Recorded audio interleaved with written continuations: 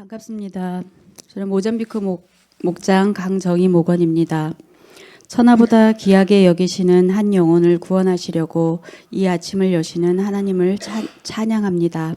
아멘. 저는 남편의 죽음을 통해 한 영혼을 구원하시기 위해서 너무나도 많은 긍휼과 오래도록 사랑을 베푸시고 기다리시는 하나님을 나누고 싶어서 나오게 되었습니다. 하나님은 남편을 많이 사랑하셨다는 것을 알게 하시고 이 세상 그 어떤 영혼도 사랑하지 않는 사람이 하나도 없으시다는 것을 깨닫게 하셨습니다. 제가 우리 가족의 구원을 위해 올해가 시작되면서 진심으로 기도했습니다. 어느 주일 어떤 분이셨는지 기억은 안 나지만 그분이 간증하고 들어가는데 마치 이곳에서 간증하는 남편 모습으로 잠깐 저에게 보였습니다. 저에게 그것이 현실이 될 것을 하나님께서 보여주셨다고 믿었습니다. 이 간증도 제가 하는 것이 아니라 남편이 지금 살아있다면 남편이 하는 간증이 아닐까 생각됩니다. 올해 6월 15일 남편은 언어 선택이 안 되고 오른쪽 팔 다리에 힘이 빠져 병원에 입원하게 되었습니다. 머리에 큰 혹이 4개가 있었고 폐암에서 전이된 것이라고 이미 폐암 4기 말기라는 말을 들었습니다. 슬프고 걱정은 되었지만 하나님은 남편을 이 방법을 통해 구원하실 것이라는 생각이 들었을 때 감사함으로 하나님을 바라보게 하셨습니다. 목자 목녀님과 함께 밤마다 남편 구원을 위해 기도하고 있었지만 이 일로 더욱 절실하게 기도하게 되었습니다. 제가 병원에 가고 없는 기도의 자리를 목자 목녀님이 지키시며 밤마다 울부짖으며 기도해 주셨습니다. 너무도 감사합니다. 목장 식구들도 교회의 모든 성도님들도 목사님, 사모님 모두 함께 기도해 주셔서 감사합니다. 머리를 수술하는 아침 병원으로 찾아온 목자 목녀님과의 만남을 거부하고 목사님의 기도도 거부하셨습니다. 그렇게 화를 내며 만남을 거부하는 두 눈엔 정말 악한 영이 우글우글 하는 것 같은 눈빛을 보였습니다. 세상적으로 사는 영혼이 하나님께 돌아오는 것이 이토록 힘들다는 것과 한 영혼이 하나님께로 돌아오면 하늘에선 정말 큰 잔치가 열리겠구나 하는 생각이 저절로 들었습니다. 더 미루지 말고 다른 영혼이 하나님께로 나아오도록 전도해야겠다는 생각이 간절해졌습니다. 그 이후로도 어떤 날은 하나님 얘기를 하면 잘 듣는 날도 있고 또 어떤 날은 너가 천국 가봤어? 말도 안 되는 소리를 한다며 화도 내고 저보고 미쳐도 그렇게 미칠 수 있냐며 욕도 하고 저의 마음을 무너지게 했습니다. 그럴 때마다 기도의 자리로 나아오면 남편이 하나님을 모른 채 그 조그마한 책으로 가족들을 위해 아둥바둥 살던 모습과 사단의 종노릇하며 평안과 감사가 없는 고달프고 힘든 삶을 살아야 했던 지난 날이 떠오르면서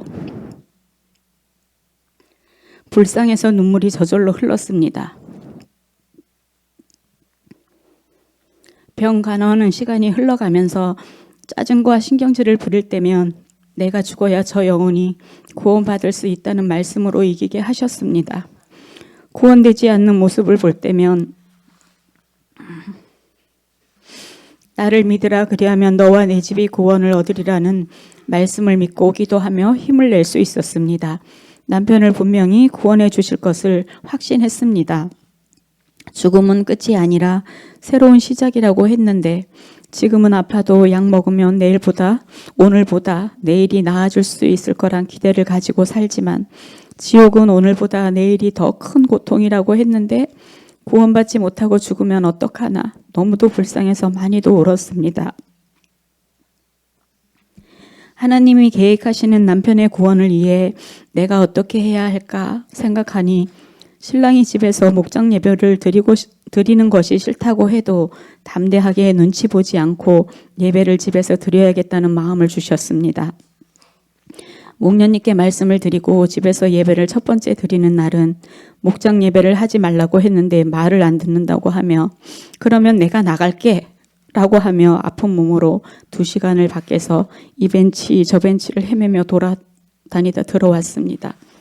두 번째 우리 집에서 하는 목장 예배 때 남편은 나가지 않고 아예 방에서 나오지 않았습니다. 그래도 저는 나가지 않고 집에 있어준 변화에 감사했습니다. 목장 모임 기도 중에 하나님의 빛이 저희 가정을 환하게 비춰주시는 것 같았습니다. 우리 가족이 예전부터 알던 마산으로 가신 권사님이 계셨는데 부산에 오실 기회가 생겼다며 병원에 오셨습니다. 남편에게 말을 건네고 복음을 전하셨고 다음 날 목자 목녀님이 오셔서 복음을 전하실 때 입을 떼기조차 힘들 정도로 통증 가운데 있었던 남편은 자기가 마음이 너무 아프다고 고통 중에 말을 하였습니다. 그런 표현을 평생 하지 않던 남편의 모습을 처음 보게 되었습니다. 영접 기도를 할 때 아픈 입술로 고백하고 아멘하며 예수님을 영접했습니다. 저와 목자 목녀님은 감사하며 울었습니다.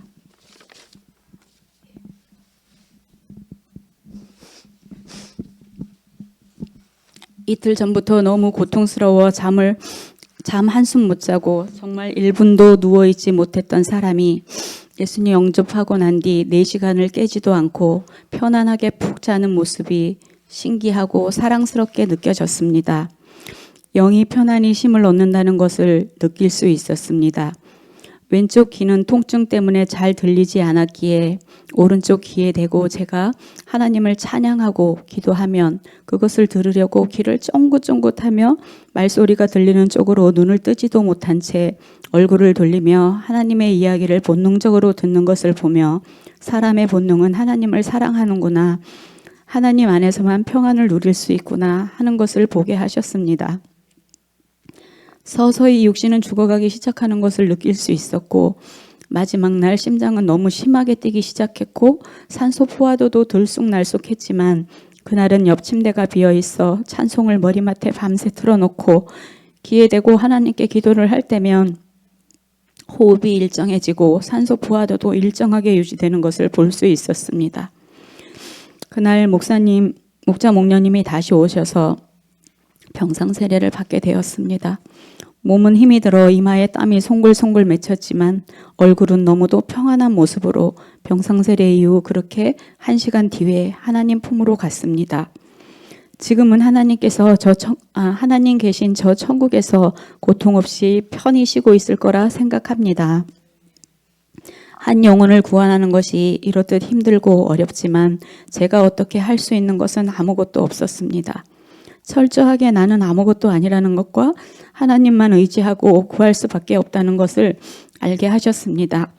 신호교회의 모든 성도님들의 간절한 기도와 하나님의 일꾼들, 하나님의 동력자들의 부르심으로 남편을 구원하는 것을 보게 하셨습니다. 나도 누군가의 영혼을 위해 하나님의 동력자로서 쓰임 받기를 소망합니다.